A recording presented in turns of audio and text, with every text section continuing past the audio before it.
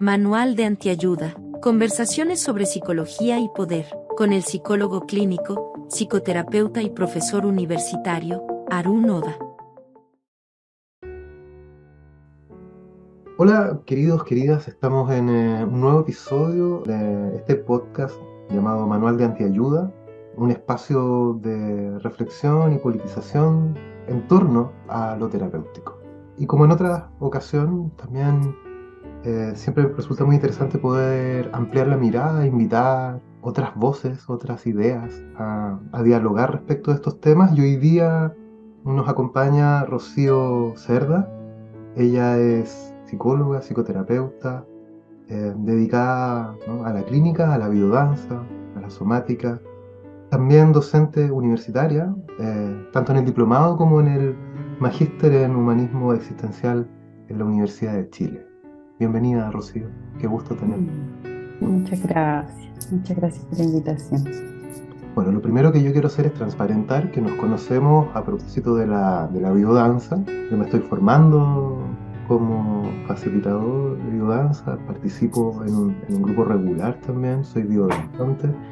Y en ese espacio he tenido la fortuna de poder compartir con Rocío, que ha sido didacta en algunos de los módulos de formación en los que he estado, y rápidamente logré identificar, ¿no?, que en tu mirada, que en tu trabajo, había una línea, ¿no?, de una mirada interesante, crítica, reflexiva, respecto de la psicología y el cuerpo, ¿no? Me gustaría, Rocío, que me contaras un poquito, que nos compartieras cuál es tu trabajo, cuál es tu formación, cuál es la deriva, la trayectoria que has hecho, cómo te has formado para poder trabajar en esto que haces. Ya, a ver. Cuando me dices que te diste cuenta de que algo había respecto del cuerpo y la psicología, yo llego a biodanza a partir de eso, como de esa pregunta que me empecé a hacer cuando estaba en pregrado en la U. ¿Qué pasa con el cuerpo en psicoterapia específicamente? Era una pregunta que me interesaba mucho y por ahí buscando encontré la danza movimiento terapia y alguien me habló de la biodanza en ese tiempo en Concepción, tipo año 2006. Y ahí entré a estudiar biodanza, estudiando psicología, hice las formaciones en paralelo y yo creo que todavía voy recogiendo aspectos de biodanza, cómo me nutrieron como terapeuta. Creo que fue muy, muy poderoso, sobre todo en términos del encuentro y de la posibilidad del vínculo más profundo con mis consultantes. Hice un diplomado de focusing también, que yo trabajo desde el enfoque humanista experiencial, o sea, soy terapeuta oriental focusing, y desde ahí empecé a incorporar más directamente el cuerpo en psicoterapia, que si bien no implica movimiento el focusing en sí mismo, movimiento más grande, digamos, el guía más digno de confianza es la sensación corporal. Entonces, es esa la huella que vamos siguiendo. Vamos porque, claro, es la persona la que la siente, yo la voy acompañando, nos va trayendo los significados y vamos buscando asociar sensaciones con significados, sentidos que se les llama. Perfecto. Sí, eso en términos como más académicos, pero en términos de búsqueda como de desarrollo personal y del cuerpo, bueno, pasé, claro, por biodanza, por el focusing, pero también he tenido caminos abiertos en estudios somáticos, de educación somática. Y eso ha implicado picoteo por el Feldenkrais, por Body Mind Movement, por contacto e improvisación, que tienen que ver con una conciencia corporal profunda, que siento que, claro, nutre mi práctica como psicoterapeuta, nutre mi práctica como biodanzante, mi facilitación como biodanzante también. Y por sobre todo la detención, la oportunidad de detención en mi vida personal. La pregunta ya implícita una ficción, ¿no? Y es esta idea de poder compartimentalizar, ¿no? Claro. Lo que uno hace, ¿no? Dividirlo, escindirlo de lo que uno es también, ¿no?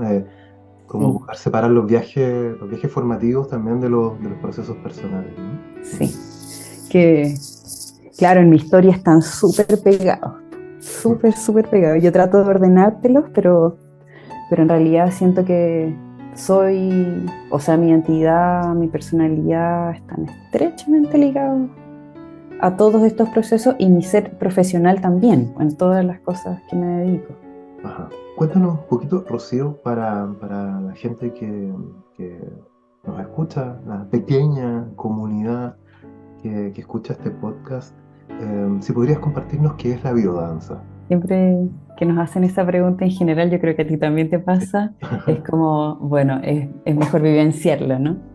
Pero en términos teóricos y prácticos, la biodanza es un sistema de integración humana que busca potenciar justamente lo que ha quedado relegado como potencialidad humana. Entonces, desde ahí implica una reeducación afectiva, en la cual retornamos a poder contactar en términos del toque, de la caricia, de la mirada, de la apertura a vincularnos, que es algo que le hemos tenido tanto miedo históricamente, ¿no? Eso en términos así como un poquito más teóricos, pero en Ajá. términos más Sí. prácticos, implica una práctica que es con música, es en una grupalidad y movimientos que implican propuestas que a veces son grupales, a veces son individuales y a veces son en pares. Ajá. Rocío, pensaba, pienso, eh, en, en cuán político es esto, ¿no? De, Mm, de poder juntarse, ¿no? De poder volver a la grupalidad sí, para, para mirarse, para tocarse, para sí. abrazarse, desde una lógica no competitiva, no productivista. ¿Cómo lo ves hoy día? ¿Qué significa hoy día biodanzar en el contexto actual de este neoliberalismo avanzado en el que Sí, estamos inmersas? sí. Tremendo tema ese. O sea, a mí me parece que en sus inicios biodanzas siempre fue muy transgresor. Rolando Toro, el creador de la biodanza, era muy transgresor. A mí me encanta que tenga esa impronta como contracultural, porque a medida que han ido pasando los años y de cierta manera actualizándose algunas cositas, no deja de ser transgresora y movilizadora desde ahí, ¿no? Hoy día recibí a un chico que fue por primera vez al grupo que tengo los viernes en la ¿Ya? mañana Ajá. y me decía, cuando terminó la sesión, me había olvidado que, que no tiendo a mirar a los ojos a las personas. Y claro, él estaba así, me voy con un montón de reflexiones y no sé qué. Si bien la biodanza no precisamente busca eso con una sesión Sí. como en términos de la intención, obviamente que ocurre eso cuando tú estás disponible para reflexionar respecto de ti mismo en relación a la sociedad y lo que hacemos y todo. Entonces, a mí me encanta cuando me devuelven eso, porque yo lo pienso todo, te juro que lo pienso todas las veces que facilito una sesión. Como nos juntamos, nosotros con el grupo de los lunes, nos juntamos el lunes feriado a avanzar. Ajá. Me acuerdo mi mamá me decía, ¿en serio? ¿Tan fanáticos, entre comillas, que van a...? Y claro, yo les miraba el lunes y decía, cuán valioso es esto de poder reunirnos, a encontrarnos, a conectar en lo que estemos interiormente, a darle lugar al cuerpo a movilizarse.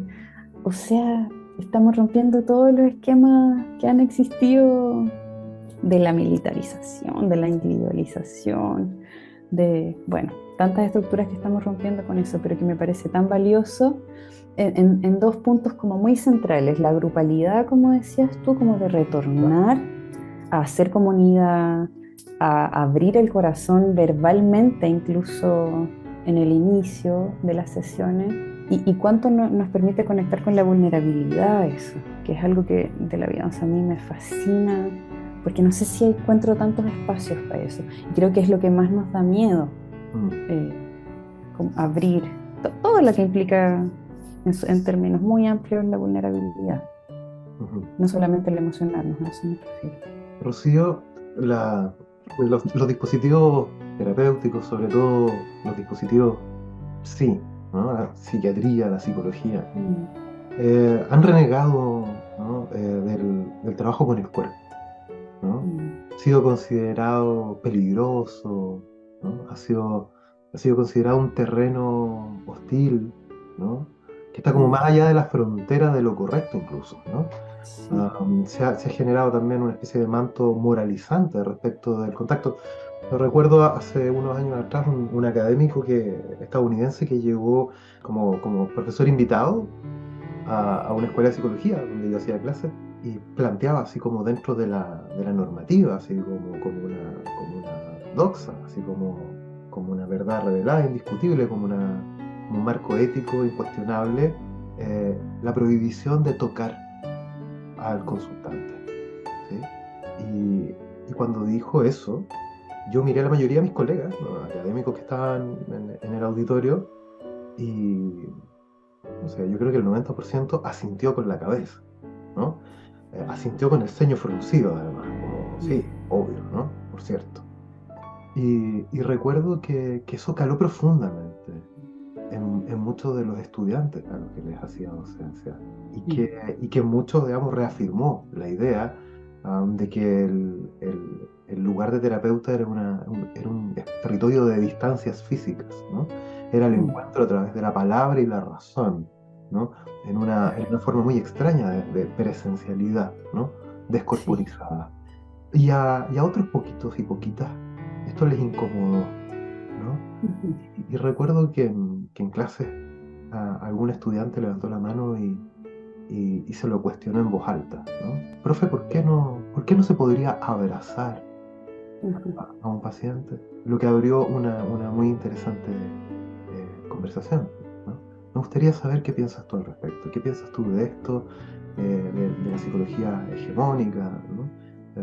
De cómo de alguna forma ha logrado hegemonizar también esta idea respecto del cuerpo como algo que queda fuera del espacio de lo terapéutico.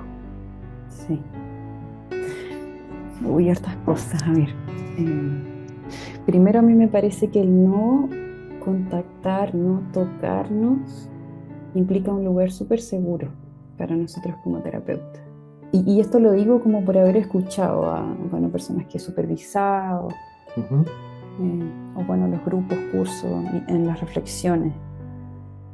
Es traspasar un límite de mucha incertidumbre y de mucho caos de pronto, cuando hay un contacto. Y esto mirándolo no solamente desde este paradigma más experiencial, que es que implica que el cuerpo tiene muchas respuestas, ajá, ¿no?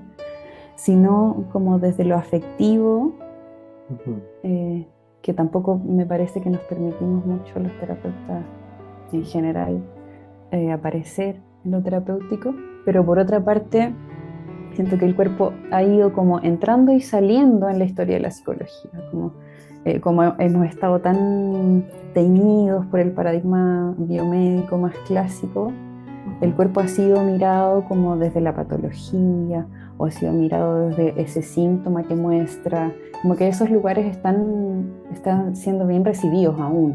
ajá, Pero el cuerpo en relación, el cuerpo en vínculo, el cuerpo sentido, aún le tenemos, claro, yo diría que resquemor, respeto, por otra parte rechazo, ujú, pero no solamente los terapeutas, sino que en cuanto las personas se permiten contactar para acceder a más posibilidades de relatarse a sí mismos, de sentirse a sí mismos. Ahora, a mí me parece que mientras nosotros como terapeutas no podamos acceder a ese contacto con nosotros mismos, es muy difícil que orientemos, que llevemos el camino en conjunto con la persona que está consultando.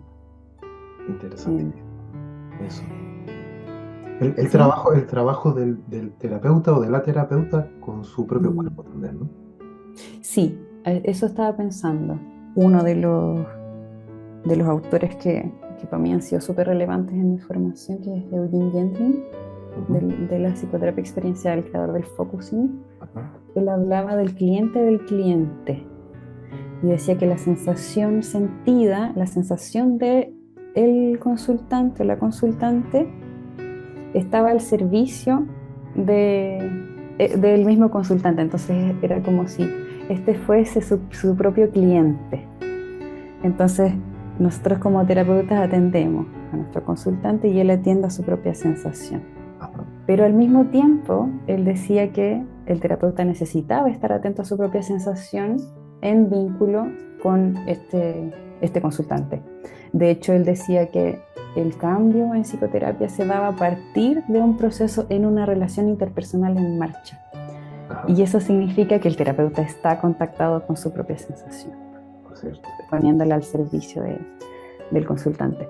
Entonces, nosotros pasamos en pregrado 5 o 6 años Mm, dándole a la reflexión racional, ujú. incorporando un montón de información teórica, modelos teóricos, a veces reflexiones más críticas, pero el trabajo con el cuerpo, con el vínculo, con los afectos, lamentablemente en pregrado no está para nada presente y con suerte algo en posgrado. La persona del terapeuta debe ser de los ámbitos, ¿no? De este oficio más abandonados, ¿no? Sí, lamentablemente. O sea, igual las formaciones en clínica, Ajá. los magísteres al menos, tienen que tener Están incorporando, un sí. curso de la persona terapeuta, sí. ¿Cómo dialoga esto, Rocío, respecto del trabajo con el cuerpo en el espacio terapéutico? Con esto que hoy día también, ¿no? Es parte de la discusión política, traída también por los feminismos, Mm, respecto de los límites, ¿no? Respecto de sí, del ejercicio del poder, porque el espacio terapéutico también es un espacio de poder, en relación sí. al cuerpo propio y al cuerpo del otro o de la otra. Me parece que ahí también, ¿no? Hoy día surgen nuevas y legítimas resistencias Sí.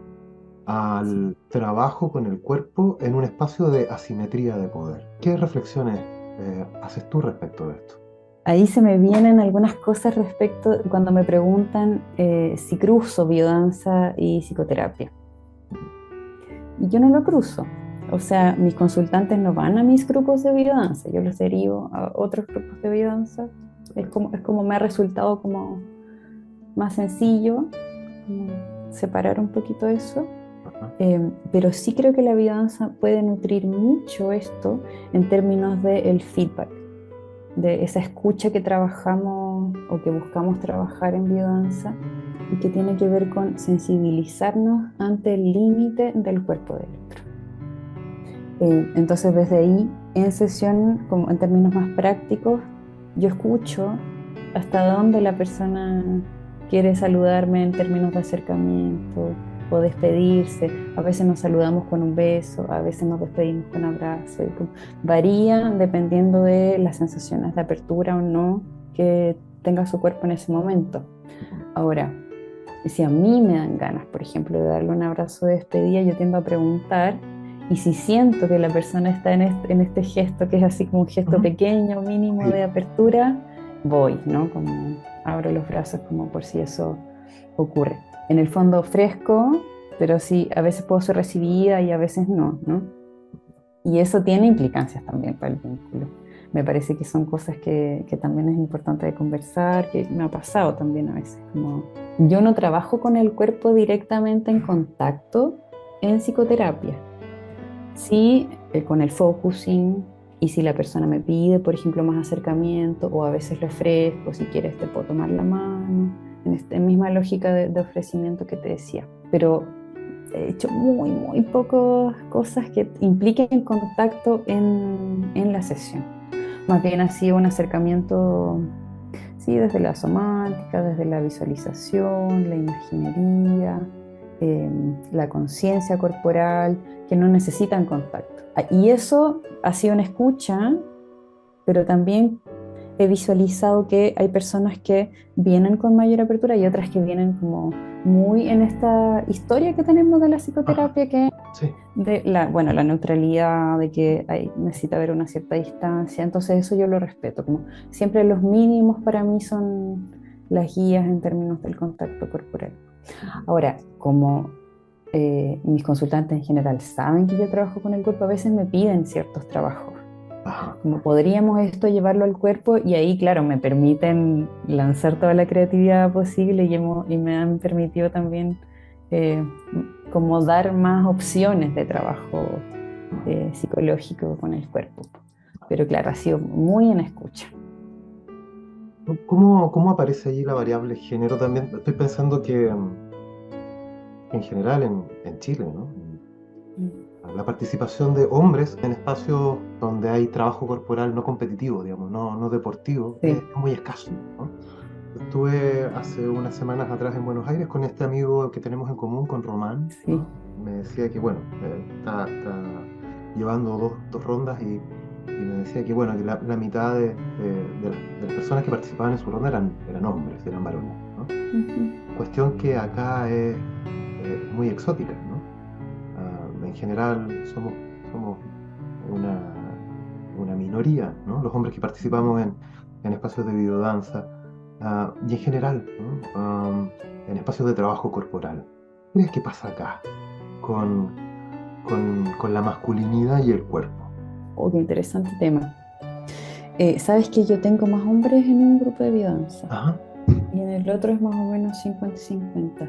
Pero porque, bueno, también tengo una convocatoria que viene de las escuelas de psicología también, que tienden a ver hombres que están como en unas ciertas búsquedas. Me parece que puede ir por ahí. Hay un nicho ahí Eh, de una masculinidad más cuestionada, ¿no? sí, Sí, va, sí, respecto de esto. Ujú. sí. Y claro, también las generaciones, que son en general más jóvenes. Sí, a mí me parece que hay una estructura rígida que mantiene en cierta comodidad. Mm. Estoy pensando el trabajo corporal, pero como muy abiertamente como a desarrollo personal también, como a trabajo personal.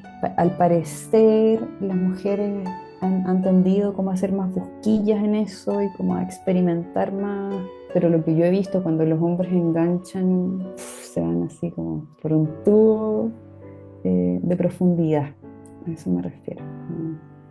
Un contacto muy, muy, muy profundo cuando captan el sentido sí, y les resuena más profundamente. Ahora, claro, en mi experiencia yo no veo tanta diferencia de género por esto que te digo, ¿no? Pero en general en la biodanza tienes razón, en nuestro país hay muchas más mujeres en general.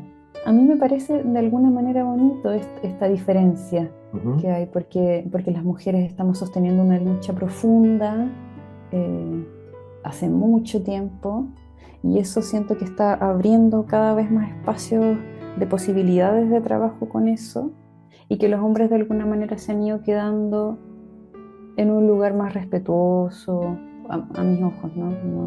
Como desde una cautela que está como en una periferia pero presente. Eso quiero pensar. Entonces, esa búsqueda de repente tiene lugar, de repente no, y a mí me parece súper válido también, como que tenga lugar lo femenino. Ahora, insisto en que me parece muy, muy valioso cuando los hombres se permiten, porque lo que yo he visto es un florecimiento, así como impresionante cuando contactan. Pero en el caso de las mujeres también entrama con procesos y luchas, ¿no? Históricas, transgeneracionales de reapropiación del cuerpo, ¿no? Completamente. Ahí diría yo más en las mujeres que en los hombres. Sí, Sí, de sí, reivindicación del derecho al cuerpo, precisamente a propósito de esto, ¿no? Que mencionaba hace un ratito que tiene que ver también con los límites, ¿no? sí. Ahora, desde ahí a mí me parece que se abre. Hay un libro que se llama El cuerpo violado, que es de un autor italiano, no sé si lo conoces, no me acuerdo No. el apellido. Bueno, por ahí te lo puedo compartir. Ujú. Y él tiende a ser terapeuta corporal, si bien viene como de otras historias, pero hace una reflexión en ese libro en torno a la práctica del terapeuta en términos del contacto con una persona que ha sufrido trauma sexual específicamente. Y a mí me parece que los espacios de biodanza están constantemente en posibilidad de abrir todo lo que trae registrado nuestro cuerpo de nuestra historia.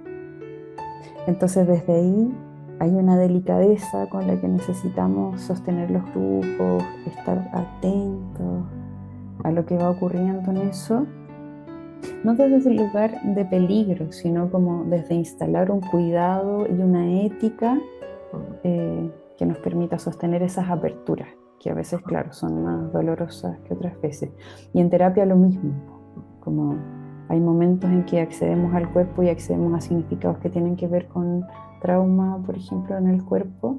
Y claro, el contacto ahí necesita tener todo su proceso para poder ocurrir si es que necesita ocurrir. Rocío, otra arista no menor, hemos simultánea, está siendo nombrada todo el rato, pero me interesa detenerme acá para explicitarla también.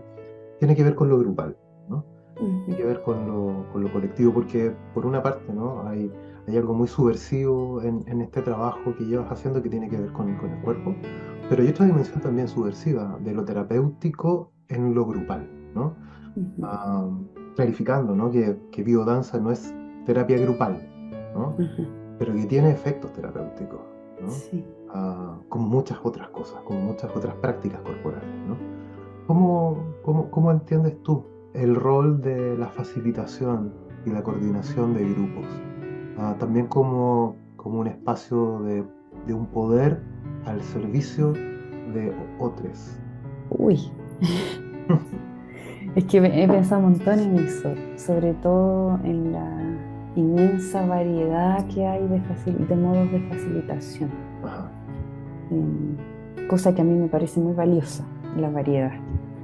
Eh, cuando he dado clases en escuelas, yo tiendo a enfatizar esto de que necesitamos ser diferentes, necesitamos ser facilitadores diferentes. Ujú. Y desde ahí, mi manera de sostener los grupos siento que se ha ido como acomodando a lo que yo he ido pudiendo ver de mí misma en eso. Porque claro que me pasa todo con los grupos, ¿no? Que pasan tantas cosas, pero al sostener grupos, que hay un tema ahí como con el ser autoridad, con el ser una autoridad amorosa, que creo que en algún Mm. momento te lo compartía. Ajá.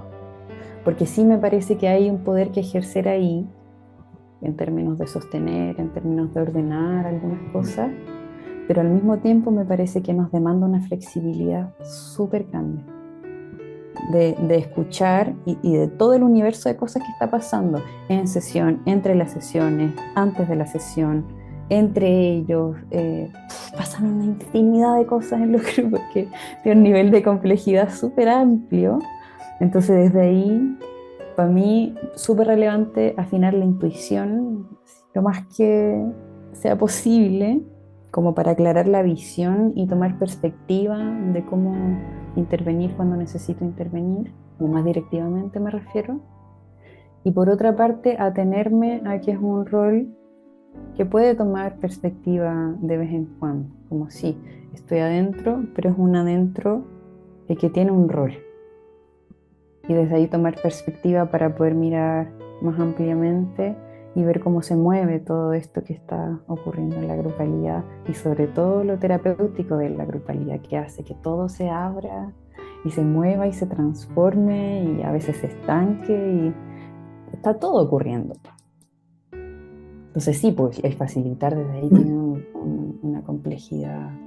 Permíteme una tesis personal, y me gustaría saber tu opinión y tu mirada, ¿no? Respecto a la idea de que estamos viviendo una especie de reflujo, ¿no? Totalitario o restrictivo de derechos, de un fuerte cuestionamiento, ¿no? A identidades disidentes, una especie de vuelta al viejo orden, ¿no?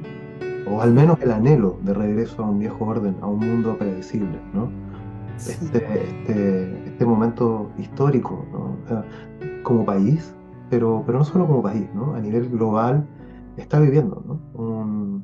Una reacción a un momento de cambio, de crisis, de cuestionamiento, de posibilidad de apertura y de avance, y en ese territorio, ¿no? ¿De qué manera lo grupal, lo corporal puede fungir como también un espacio de resistencia a este momento, ¿no?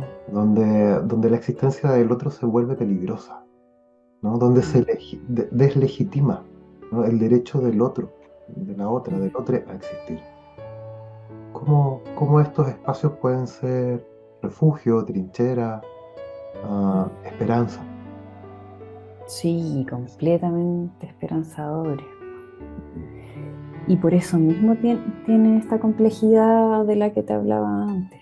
Como, qué valioso esto que tú comentabas al principio de la heterogeneidad de tu grupo regular. Ajá. Creo que eso es el punto que busca la biodanza. Si bien puede haber grupos más homogéneos, obviamente Ujú. mis grupos son un poquito más homogéneos, como al menos en términos de edad, Ajá. por esto que te contaba antes. Mm. Em, pero me acuerdo cuando danzábamos en los tiempos del estallido social, Ujú. ¡fua! Era una efervescencia en términos de la esperanza de volver a reunirnos y sentirnos parte Un de una colectivo. búsqueda, Mm. sí, de una búsqueda en dirección a sentirnos todos mejor, de un mundo que sea mejor. Mm. Y, y me acuerdo esta frase de Rolando que dice que la biodanza surge a partir de la nostalgia del amor. Qué bella frase. Sí, que me parece tan bella y tan poderosa al mismo tiempo, porque es eso lo que buscamos y que a veces somos conscientes de eso y a veces no. Incluso a veces llegan personas a biodanza como con ganas de moverse, no sé, de pasarlo bien un rato o Sí, como de claro. relajarse, ¿caché? Como, Así es. A y, turistear o a hacer una cosa así como, ¡guau! sí, De este sí, ocio que implica desconexión, ¿no? exacto, exacto. Pero que bueno, a mí me parece que son igual de válidos, ¿no? Como podemos conectar con la potencia que tiene la grupalidad, pero si vamos incluso a relajarnos, creo que podemos volver a una grupalidad propia de la vida, como Sí, sí, que sí. también va a generar Sí, el algo, fenómeno de la grupalidad es ¿cachai? como que operara en simultáneo, incluso de manera Sí, simultánea, así, una especie de efecto secundario deseable. sí, exacto. Entonces, da lo mismo los propósitos por los cuales nos reunamos. Pero sí hay una caldera ocurriendo ahí en la grupalidad que siento que va, o que me esperanza en que va a movilizar más espacios y que esto se amplíe, ¿no? Yo hice biodanza un tiempo en una comunidad terapéutica para hombres con problemas de adicciones y, y me acuerdo de relatos de ellos, así como que me decían, yo ahora llego a mi casa y me atrevo a abrazar a mi pareja. Entonces, ese gesto que es chiquito o que parece pequeño en términos de gesto, tiene un poder Muy y político, desde ahí, muy político. sí, profundamente político. Entonces, desde ahí, una sesión de biodanza que moviliza una cosa así, como efecto mariposa, ¿no? Yo voy con mi compañera, con mi esposa, tú la conoces, a todos los grupos mensuales, a los encuentros mensuales que son espacios de encuentros abiertos, ¿no? Acá en Biodanza Sí. Concepción Sur, eh, Chanti, a los encuentros mensuales, que son abiertos a la comunidad y llega mucha gente, ¿no? Todos los meses, porque además es gratuito, ¿no? A probar, a conocer, a curiosear, a turistear, Mm, ¿no? A probar como esto de la biodanza. Eh, yo no me lo pierdo, ¿no? Eh, mm, porque no deja de resultarme, de todos los espacios de biodanza, el espacio de formación, de escuela, el grupo regular, el grupo mensual ofrece una posibilidad extraordinaria, espectacular. Y es la de observar ese pequeño milagro, mm. ¿no? Es observar el momento en que la semilla ¡pah! Se abre y brota, ¿no? Es ver cómo algo se mueve, ¿no? De manera tan amorosa, tan sutil, ¿no? De manera tan natural, ¿no? De manera tan espontánea. Y de repente a uno le toca, ¿no? Interactuar con la gente que está allí y uno va notando así cómo el cuerpo se va ablandando, el tono emocional al terminar la sesión, la ronda, ¿no? Y ahí ocurre un pequeño milagro, ¿no? Por un momento yo me siento profundamente inundado de esperanza en la especie. Creo que ahí hay una herramienta muy poderosa, ¿no? Rocío, ¿cuáles son los riesgos de esto? ¿Cuáles son los bordes de esto? ¿De qué maneras esto se nos escapa de las manos y empezamos a reproducir aquello que combatimos? Cuando esto no, cuando esto se puede, o de qué maneras podemos evitar que esto se vuelva monstruoso? Mm. ¿De qué formas podemos evitar que esto se vuelva una práctica totalizadora? ¿De qué manera podemos resguardar que el ejercicio de nuestro poder en la facilitación, en la coordinación de grupos se vuelva abusiva? ¿Qué has aprendido? ¿Qué mirada tienes tú? Y te lo pregunto además desde la profunda convicción de que tu trabajo es un trabajo particularmente amoroso y cuidadoso. Entonces, te lo pregunto lleno de esperanzas y de curiosidades por conocer tu mirada respecto de esto, porque conozco tu praxis, digamos, conozco tu hacer, y me gustaría indagar, ¿no? En qué es lo que hay detrás de ese hacer para poder tener un poquito de luz en la entrada de este lugar de poder. Gracias por la manera de preguntar. ¿Sabes qué? Se me viene el concepto de alianza terapéutica Ajá, por distintas cosas. ujú, Por una parte, que a mí desde la psicoterapia me ha servido un montón este tipo de reflexiones de, bueno, autores de la relación terapéutica, de alianza, eh, respecto de los impases, de cómo nos aproximamos a mostrar algo que vemos que está pasando. El tener esa posibilidad, ¿no? De conversar, de construir un vínculo con nuestros consultantes. A mí eso me ha servido un montón hacerlo con las grupalidades. Preguntar, ¿cómo mm, vamos? ¿Esta mm, temática está buena o no mm, tanto? ¿Qué les mm, gustaría? mm, ¿Está haciendo mucho la activación o no? Como mm, mm, hacer preguntas al grupo y desde ahí ir construyendo y bueno, sobre todo escucharles y que eso vaya mm, guiando mm, como las propuestas, ¿no? mm, Pero conversar de los límites en el grupo también. ah, Como cuánto de esto para usted está bien, cómo marcamos un límite en esto. ujú, Eh, y que eso vaya siendo como una práctica constante. Eso para mí ha sido súper, súper valioso. ujú, Y por otra parte, ¿por qué seguía pensando en esto de la alianza? Es porque para conversar de impasse, en psicoterapia tenemos espacios de supervisión. ajá, Y a mí me ha servido un montón conversar de mis grupos con colegas y mm. conversar desde ahí de mi propia práctica. Pues cómo está. Covisionar tu hacer Exacto, con otros. exacto. Ponerlo ahí en contraste y preguntar cómo has hecho tú esto, mira, a mí se me ocurre esto con colegas, como estar constantemente en reflexión de lo que hago, de las decisiones que tomo, de lo que miro. Eso es súper, súper valioso también. Ujú, Y que de alguna manera, así como las supervisiones para los psicoterapeutas, ujú, es abrir nuestra vulnerabilidad, de ujú. ponernos en juicio Sí, y exponer, que abrir la caja negra, ¿no? exacto, y que así como trabajamos la persona del terapeuta como terapeutas, también lo necesitamos hacer como facilitadores de biodanza. ¿Qué me está pasando con esto? ¿Qué me está implicando? Eh, bueno, va a poder estar en crecimiento constante porque no puede estancarse. Yo creo que eso es súper peligroso, de dar por sentado que estamos haciendo bien algo o que esto está funcionando solo desde mí, sin ponerlo en contraste con todas las perspectivas posibles. Me resonaba mucho esto que acabas de decir, ¿no? Como con dos ejes articuladores de la práctica clínica, ¿no? De la práctica terapéutica en general, que tiene que ver con esta idea de, primero, de no presuponer, ¿no? Mm. De tensionar ese lugar de poder saber, ¿no? Esto de yo sé mejor que tú lo que es bueno para ti, ¿no? Exacto, ¿No? exacto. Y la manera más sencilla, respetuosa y genuina es preguntarle al otro, ¿no? ¿Está Sí, bien que hablemos de esto? sí, ¿Está bien si te pregunto esto? ¿Estás de acuerdo con que conversamos de esto? Si hay alguna pregunta que te haga sobre un tema en particular, que puede ser un tema muy íntimo, que pudiese eventualmente ser difícil de conversar, ¿no?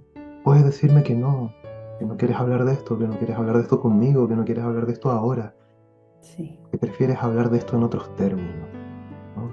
¿Cómo te gustaría que se nombrara esto? ¿Cómo te gustaría que le llamáramos a esto? No devolverle a las personas el derecho a nombrar sus Sí, historias, sus problemas, sus pesares, sus dolores en sus propios términos, ¿no? sí. Y de poder recuperar poder, ¿no? Mm, No perder poder en el espacio terapéutico. sí. Y por otra parte, esto de abrir la caja negra, ¿no? Los psicólogos, psicólogas, terapeutas, trabajamos, ¿no? Muy frecuentemente, ¿eh? Dentro de cajas oscuras, ¿no? Donde nadie mira, donde nadie ve, donde incluso las cláusulas de la confidencialidad muchas veces terminan siendo funcionales al encubrimiento de malas praxis, de prácticas Sí. abusivas de poder. Y por cierto que la supervisión, que la cohesión, ¿no? Mm, Que la apertura, ¿no? Permite, posibilita, ¿no? Es como abrir las ventanas para que no salgan hongos, ¿no? sí. En una habitación, ¿no? para evitar que el moho se termine apoderando de todo, ¿no? Abrir las ventanas, dejar que entre un poquito de sol, de viento, ¿no? Como medida de seguridad también. Para las personas que buscan ayuda, orientación, apoyo, escucha en nosotros, en nosotras, en nosotres, y también como espacio de protección para nosotros mismos, nosotras mismas, como terapeutas, ¿no? De lo contrario es muy fácil entramparse, ¿no? En esos espacios Sí, ciegos. claro. Ujú. Tengo una última pregunta, sí, Rocío. ¿Cómo esto? ¿Cómo este hacer que ha devenido también profesión, forma de ganarse la vida, oficio, vocación, ¿no? ¿Cómo esto se ha ido entramando con tu proyecto de vida? ¿Cómo tus valores, tus anhelos, tus esperanzas personales están puestas en esto y viceversa? ¿Cómo lo que has ido aprendiendo, mirando, esperanzándote de esto, se ha ido incorporando en tu vida? Tremenda pregunta. Sí. A ver, es que se me vienen distintas Grabamos maneras otro de... podcast para eso, para eso. Claro, claro, claro. Mira, hay algo que me viene como desde la psicología humanista, que creo que por las conversaciones que he tenido con mis estudiantes, con mis colegas, que compartimos esta tendencia hacia el enfoque, es que compartimos una cosmovisión con este enfoque. Y eso implica tener ciertos valores, ciertas teorías en base al ser humano, a la vida en general, pero por sobre todo una manera de mirar la potencialidad humana y los recursos como de crecimiento del ser humano. Y con la práctica de la psicoterapia y la práctica como facilitadora de biodanza, yo siento que hay algo de eso en mí. Por una parte que yo siento que facilito los procesos en la medida que contacto con mis propios procesos, o sea, yo facilito biodanza desde ahí, como desde lo más auténtico que alcanzo a percibir, a hacer, como en lo que estoy es lo que yo comparto y promuevo y facilito, ¿no? Como lo más apegado a mi intimidad que pueda. Entonces desde ahí es como un facilitar, pero me viene de vuelta así Ujú. exponencialmente como la energía que ofrezco de alguna manera como servicio. Eh, entonces yo he encontrado en el ejercicio de la psicoterapia y en el ejercicio de la facilitación de biodanza un sentido profundo como labor, como oficio, pero al mismo tiempo para mí misma, como en mi espacio de psicoterapia y en mi grupo regular. Ajá, perfecto. Entonces, claro, está así como en constante Mm, fluir. ajá. Rocío, todos los podcasts terminan con un tema, con una canción. Cuando hay una persona invitada, me parece que es el invitado o la invitada quien tiene que elegir, ¿no? Para cerrar esta conversa. ¿Qué te resuena? ¿Qué musiquita te resuena a esta conversación que estamos teniendo todavía? Pensé en una canción que se llama Opipola Ujú. de Sigur Rós. Ajá, perfecto. Sí, es una banda que amo mucho. Uf, algún día te voy a contar algunas historias de mi vida, un viaje en particular, que ha sido el viaje de mi vida. La banda sonora fue Sigur Rós Oh, ya. y Happy Pola es el tema con el que parte, ¿no? El disco. Oh, Yo lo tengo acá en casa en vinilo, además. no, qué hermoso. Así que, Tiene no, una portada hermosa. qué bella sincronía, querida. Mira, mira, mira. Qué bella sincronía. ¿Cómo te sentiste con la conversa? No, feliz, feliz. Te agradezco mucho, mucho por la invitación, por poder conversar contigo, por poder reflexionar en este espacio compartido. Feliz, feliz, feliz. Qué bueno, bacán, Ujú. excelente. Para mí también ha sido una bella conversa muy nutritiva. A mí también.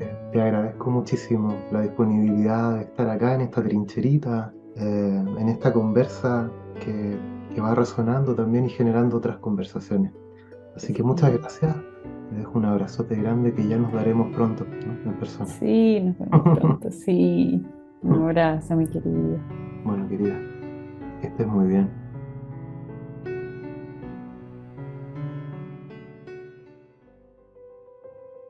Si deseas contactar al psicólogo Arun Oda para solicitar una hora de psicoterapia online, puedes visitar su página web www.arunoda.cl, contactarlo por WhatsApp al +569 94 77 48 06 o buscarlo en redes sociales.